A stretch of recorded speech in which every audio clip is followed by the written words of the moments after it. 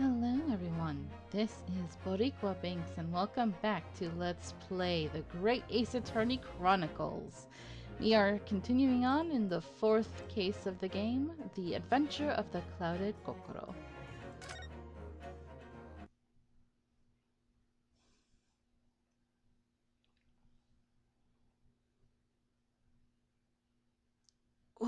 What are you talking about? My lord, the prosecution requests permission to call its next witnesses to the stand. Granted. Bailiff, bring forth the witnesses. Its next witnesses? Mr. Naruhodo, do you not remember? We've been told on several occasions that there were eyewitnesses to the incident. Yes, I remember. One of them being a Scotland Yard policeman, no less. I'm afraid that's likely to be the prosecution's next witness. Alright, no matter who Van Zeeks brings to the stand as his witnesses, and no matter what they say, I believe in Soseki-san. I know he's innocent. And I'll keep believing to the very end, until this battle is over. Alright. Oh. Her eyes are weird.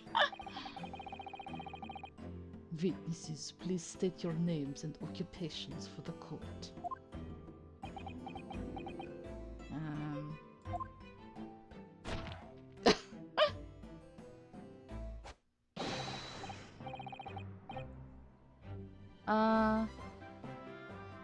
Oh, this is a new song. Pretty cheerful and upbeat. Let's see. Constable Rolly Beat, sir. Oh, he has one of those accents. Constable Rolly Beat, sir. Nothing to report on the street, sir. It's like you're rapping or something. Sorry.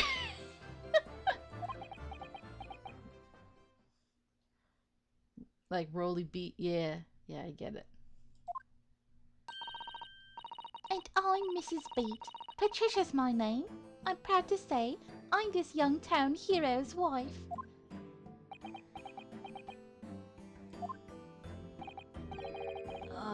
What's the story here? Why are they strange? I might change my voice for her. I wasn't really satisfied with it. Let me see. I gotta get a grasp on their characters first. Well, in truth, we've not been married long. In fact, we celebrated our first anniversary only the other day. Oh? No, it was your husband I was asking about. He seems tired. Hardly surprising. Whilst being an honorable occupation, patrolling the beat is the most demanding work in the world. Oh, really? I'm sure I've heard that before, actually. Indeed, apart from rare days off, our gallant officers trudge some 20 miles a day, you know. They patrol boarding houses and pubs, collect taxes, survey the streets, check the meters are reading true. And they're responsible for keeping the streets clean and lighting and extinguishing our streetlights. That's horrible. That's work that could be distributed amongst other people, you know? Not just having them do everything. There are a number of items on that list that don't sound much like policing duties at all. I wouldn't just be falling asleep on my feet. I'd have collapsed long ago. But it goes without saying that a policeman's primary duty is the apprehension of criminals. Even when he's off duty, a constable is expected to investigate and resolve any crimes on his beat. For the London Bobby is a man of honor.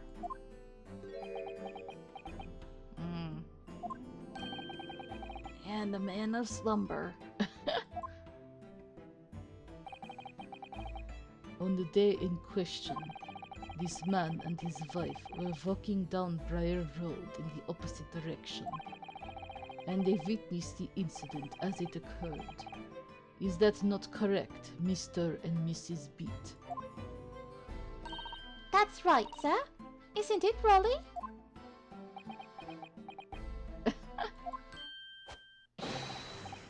Constable Roller Beat, sir. Nothing to report on the streets, sir.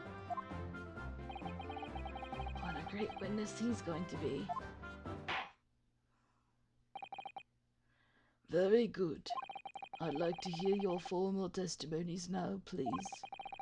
You will tell the court exactly what you saw on the afternoon of the incident. Yes, sir.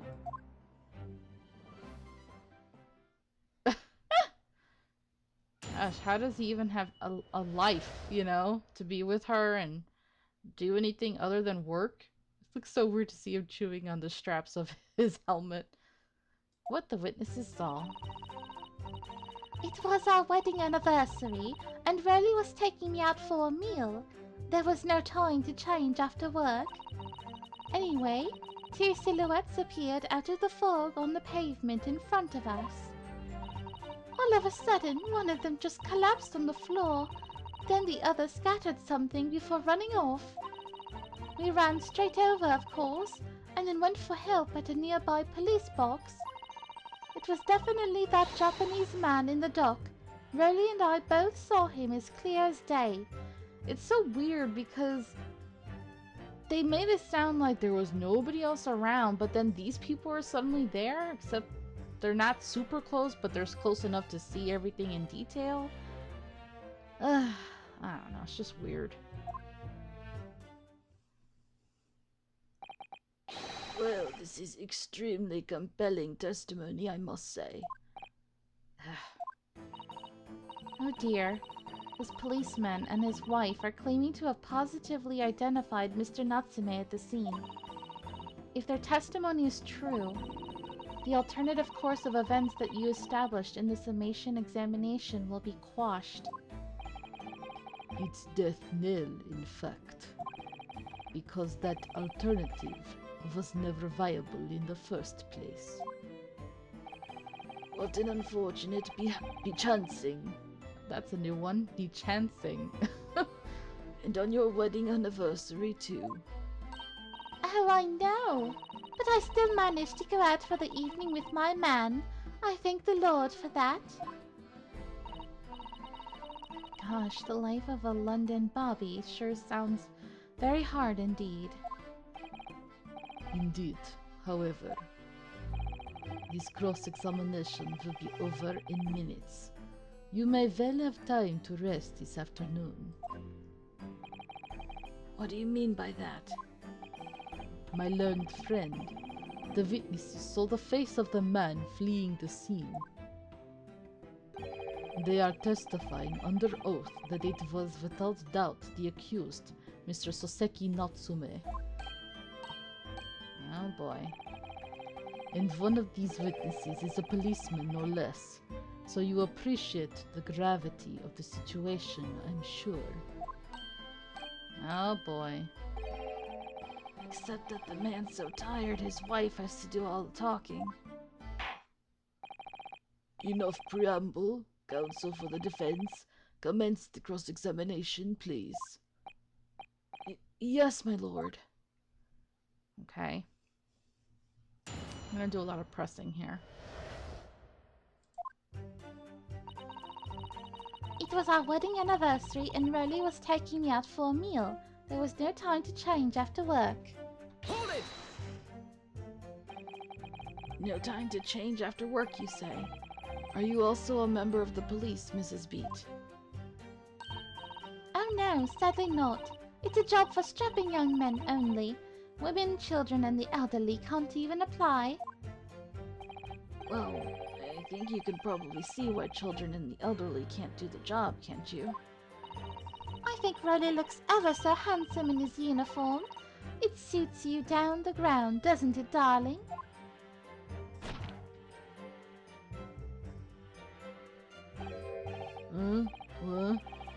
What? Just finished my beat. Pat and I were heading back to the station. I was actually planning on getting changed there. So I'm gonna have him talking kind of normal when he's talking, but when he's doing that rap, I have his voice go into like Larry mode. Is he talking in his sleep? This is creepy. Oh no, Rolly. I much prefer you in uniform. Sometimes I don't recognize you when I see you in plain clothes. Oh dear, that doesn't seem healthy. Kindly adhere to the point. You were going for a meal after you had finished your beat for the day, correct?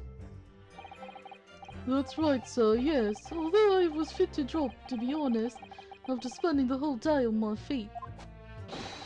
But policing is my life, sir. As long as I'm the proud owner of this, I'll serve my city and my queen to the end. What's that now?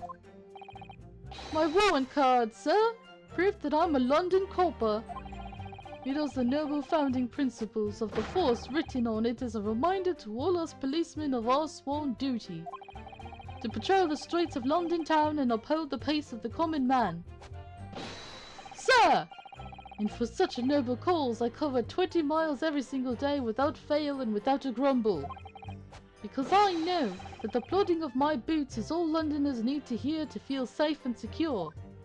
Wow, that was very energetic for someone who's exhausted. So, fighting crime doesn't appear to come into it then. But sir, just on that one particular day, I was looking forward to celebrating my wedding anniversary.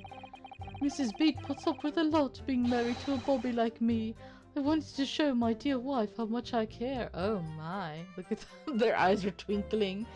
So romantic. Oh, Pat. Oh, Rolly. Oh my gosh, you guys are something else. Oh, what a charming couple. Their young love is such a joy to behold. If a little over the top, perhaps?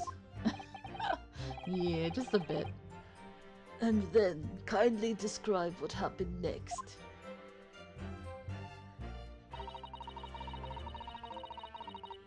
Okay, let's press again. Two silhouettes. That's right. They were coming towards us, walking up Briar Road in the opposite direction. There was a rather plump figure followed by a scrawny, thin-looking man. That does sound exactly like the victim as pictured in this print. And like Mr. Natsume.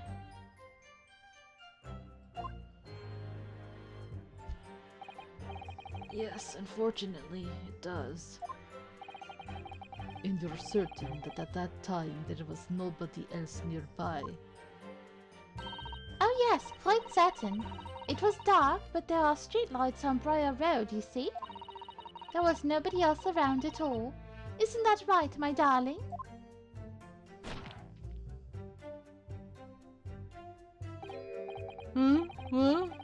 Yes, that's right. Of course, there was a light fog on the ground. But Briar Road is dead straight and you could see a fairly long way down the pavement. And then there's the street lighting as well. I didn't see any other pedestrians. Before sleep takes a firm hold, your answer, please, Mr. Beat. Are you quite sure of what you've just said? Yes, sir! As a copper who spends all day every day keeping watch on the streets, I'd swear to it, sir. I'm as sure as my love for Patricia is true.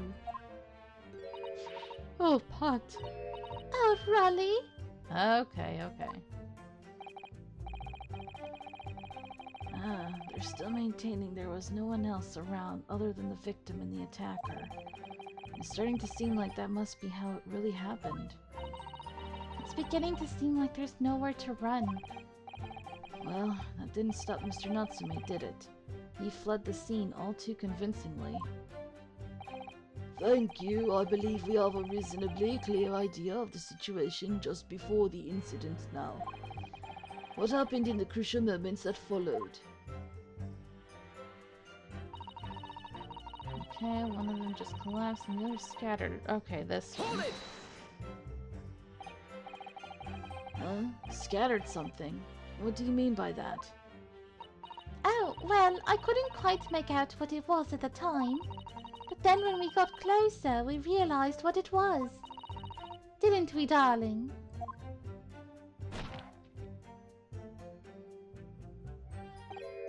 Huh? Huh? Oh, yes, that's right. It was some old books. I see. Old books. Yes, sir! The culprit had dropped a number of them all around where the victim lay on the pavement. Indeed, as clearly pictured in this photographic print. That rotten Japanese man did what he did. Did that when he did the deed. Let's not forget that it remains to be established that the defendant was indeed the attacker. But we saw him. It was the man in the dock without question, sir. The mustache, the hunched back, the cat-like eyes, the taut mouth, the snub nose, everything. Any more insults you want to throw in? That's right. He looked down at that poor defenseless woman with those terrifying, intense eyes.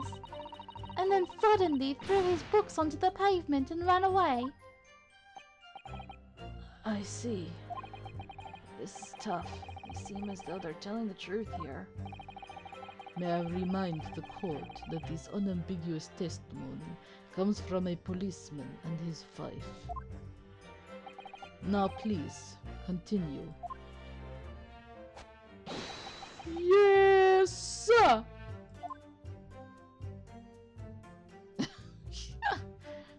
He's just gonna collapse at some point. Okay, and then went for help. Was it your husband who went to fetch help? No, I went.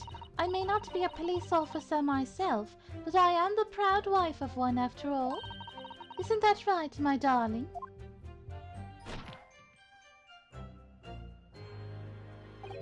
Huh? Huh? Oh, yes, that's right. I asked Mrs. Beat to go. I was off duty by that point, but a Bobby's never truly off duty, of course, so I felt obliged to stay and guard the scene. Very laudable, Mr. Beat.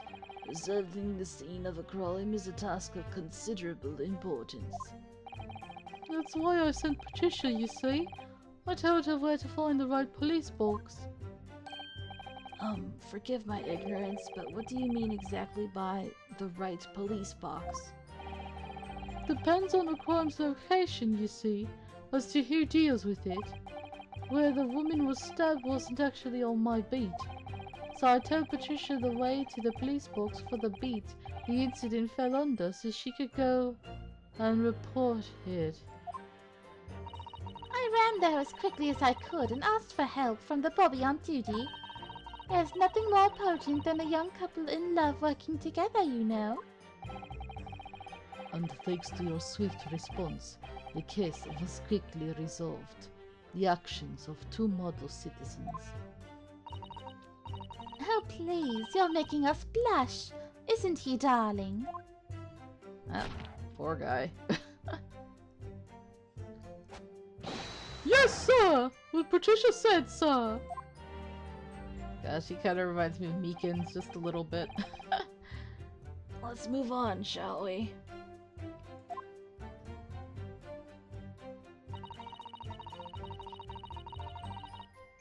Alright.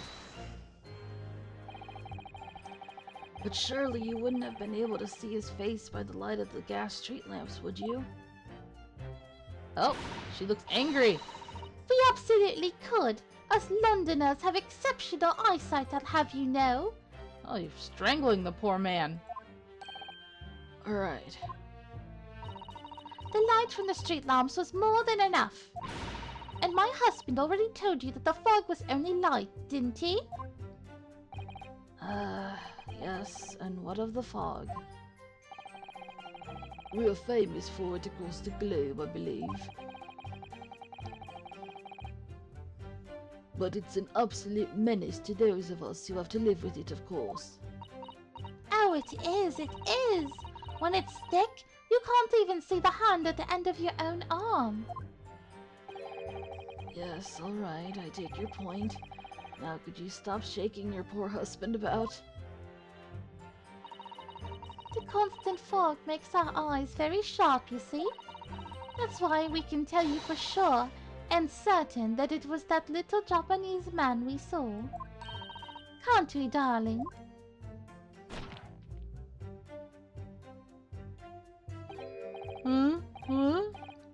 Yes, it was the accused, and no mistake. The mustache, the hunchback, the cat-like eyes, the top mouth, the snub nose. Unmistakable, sir! As far as this couple's testimony is concerned, there can't be any question. It was Taseki-san they saw running away from the scene of the crime. So that's it, is it? That's their entire testimony? What do you think, Mr. Naruhodo? I think I couldn't find a contradiction. Well, I hate to admit it, but on hearing the testimony, it really does seem as though Mr. and Mrs. Beat saw what they say they saw. Mr. Natsume running away from the scene on Briar Road that day. Yes, I feel the same. So if that's true, where does it leave us?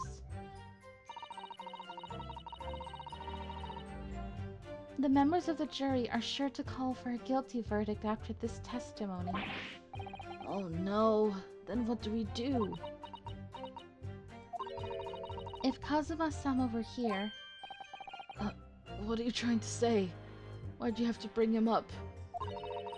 I think he would try to find a contradiction somewhere else within their testimony.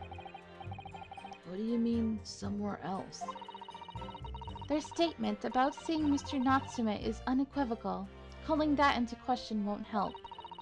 But if you could identify some other part of their testimony which appears to contradict the facts, you might be able to discredit them, to make the jury doubt if the pair's memory of the day is accurate. Oh, right. Put simply, you must focus on finding a discrepancy in their statements somewhere. If we don't, I'm afraid the trial may reach an early and unfavorable conclusion. Why do I always seem to be so up against it?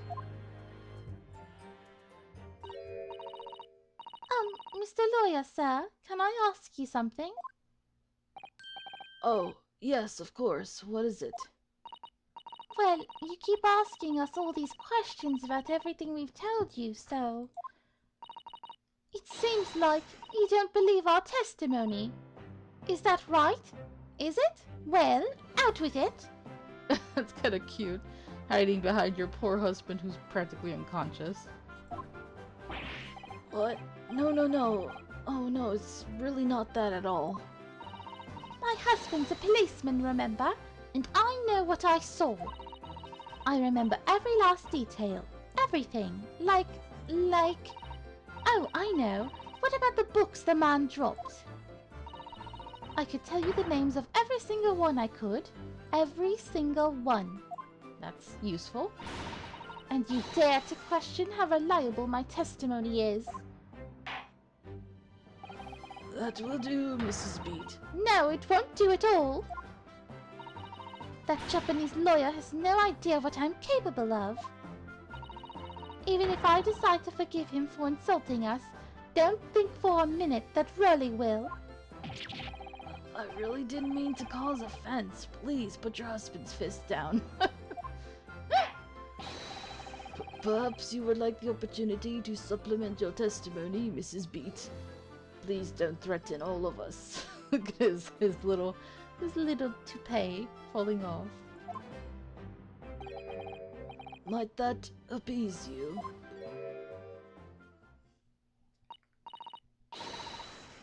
Oh, thank you, my lord. That would settle things nicely.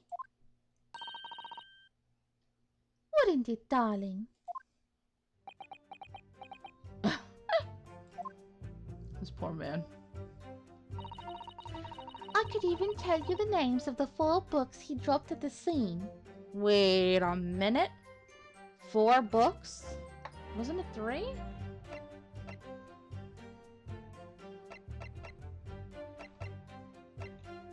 Let me... 1, 2, 3. Yeah, there's 3 books here.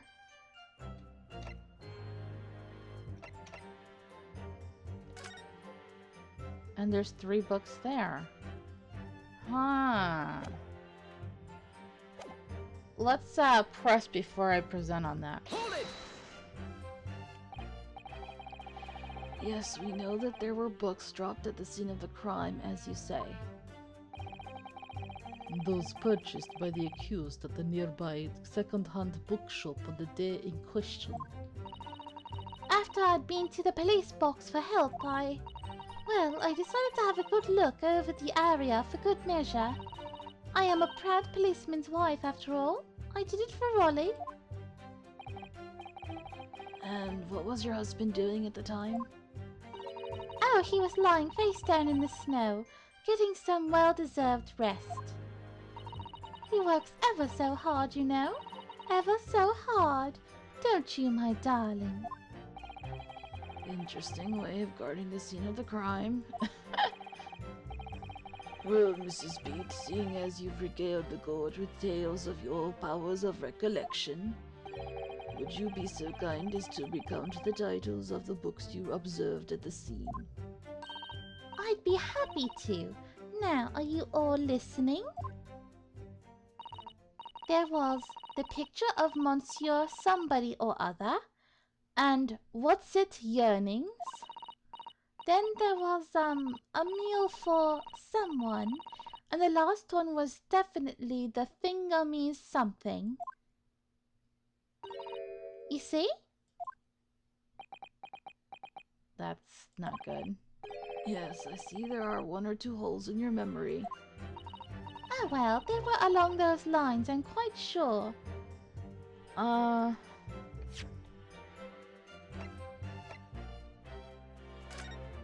The Picture, Meal, Canterbury Yearnings. So there's 1 missing for sure. Okay.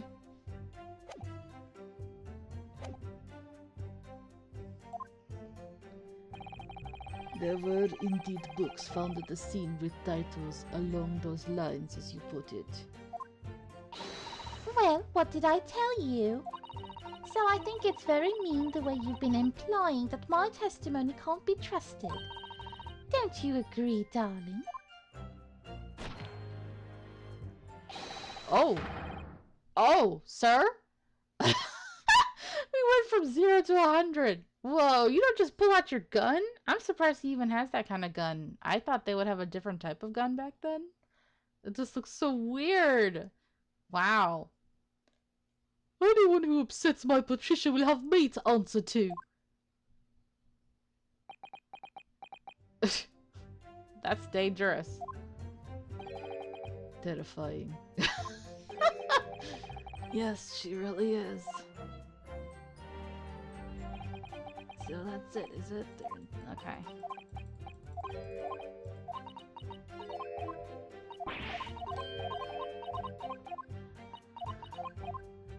Okay.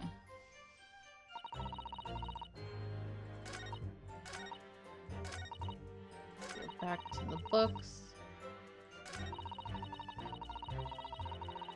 Alright, now it's time to do a present. It's this one for sure. Objection! So, you're saying that there were 4 books? That's right, I remember all of them. The Picture of Monsieur Somebody, What's It Yearnings, A Meal for Someone, and The Thingamy's Something. Yeah, that last one is the one we don't see listed. I'm sorry, Mrs. Beat. But there is a fundamental flaw in that statement of yours. Oh no! What flaw? Simply that, at the scene of the crime, there were only 3 books, not 4. What? This is the receipt from the bookshop where the defendant bought his books. Your books. Yes, and it details Mr. Natsume's purchases that day. But as you can see, only 3 books are listed. Only 3? But no, that can't be. I remember seeing them. There were 4 books, I tell you. 4 dirty old books. Oh really? Have a good look at this photographic print of the scene of the crime. As you can clearly see from this evidence as well, there are only 3 books. I'm wondering if I could have presented either one. That's what I was thinking at first, but then when she was talking about the names, I was like, oh, I think the receipt would work better. But yeah, I could see either one working. But I just don't believe it. I saw them there, I swear it. I saw them. No, madam. I'm afraid your powers of observation cannot be relied upon. Ah, So it cannot be denied that though you say it was the defendant you saw, you could very well be mistaken. oh no. Oh no, oh no, oh no. No! Objection!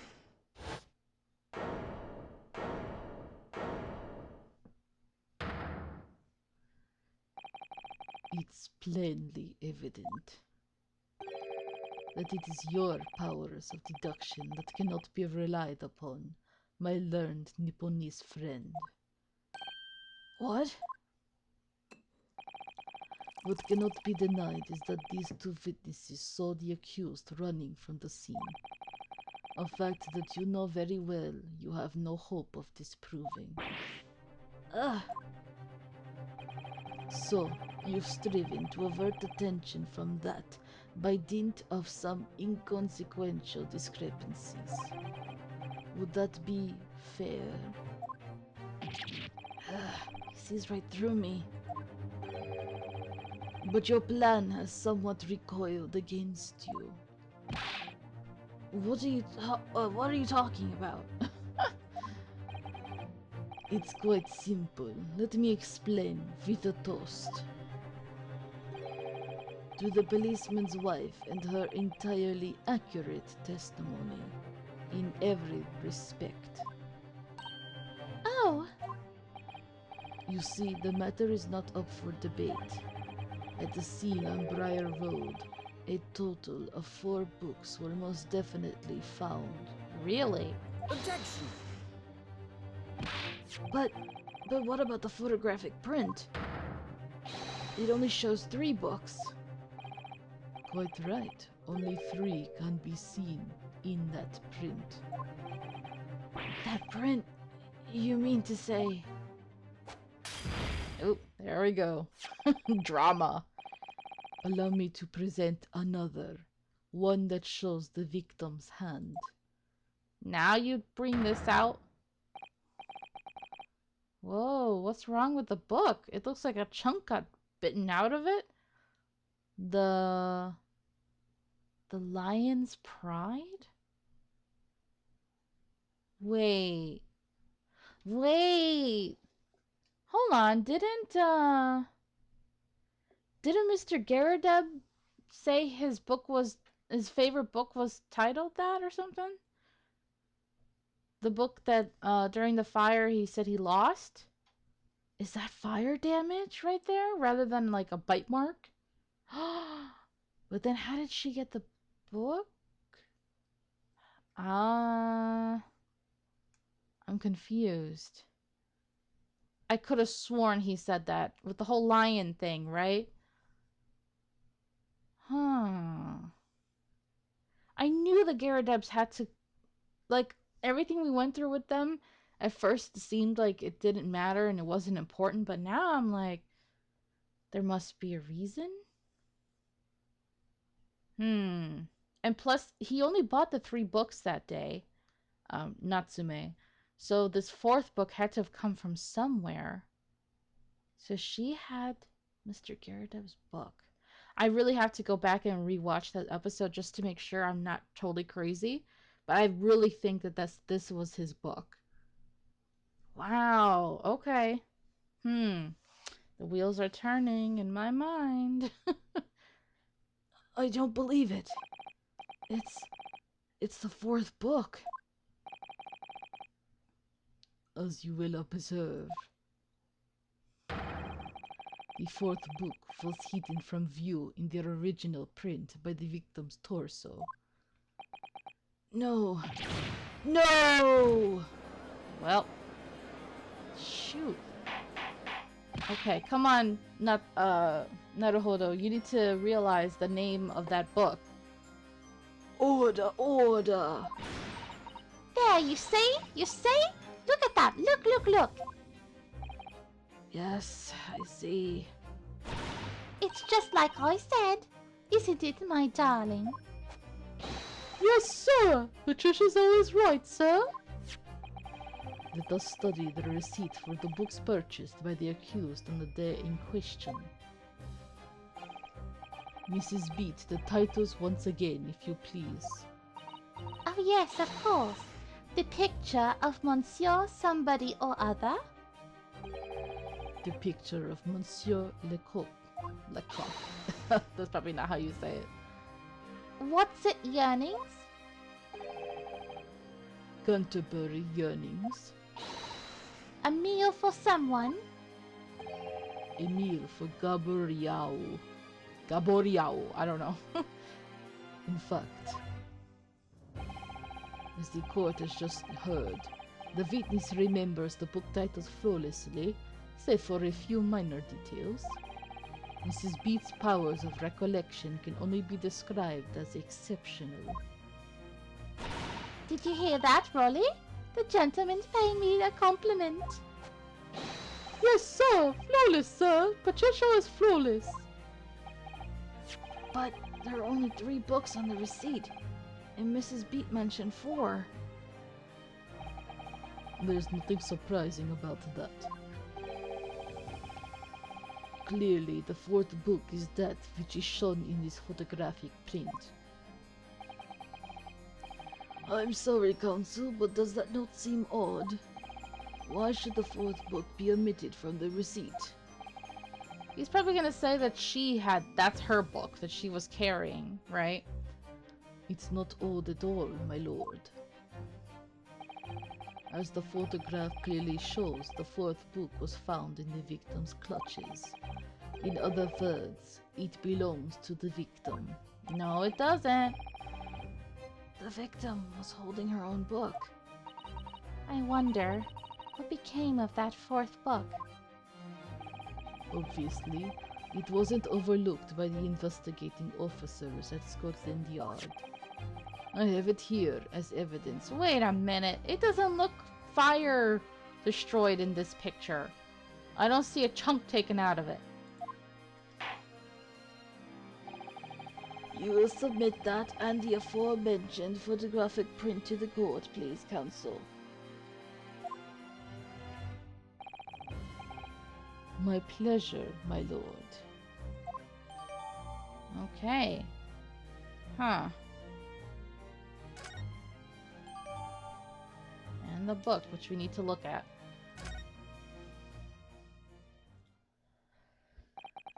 The prosecution rests. Well, I want to look at the book. Lion's Pride. Oh, it's the back. Okay, so that's why it looked fine from the front.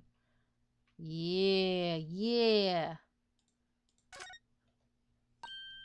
Oh, look at this. The book has been badly burnt. You're right.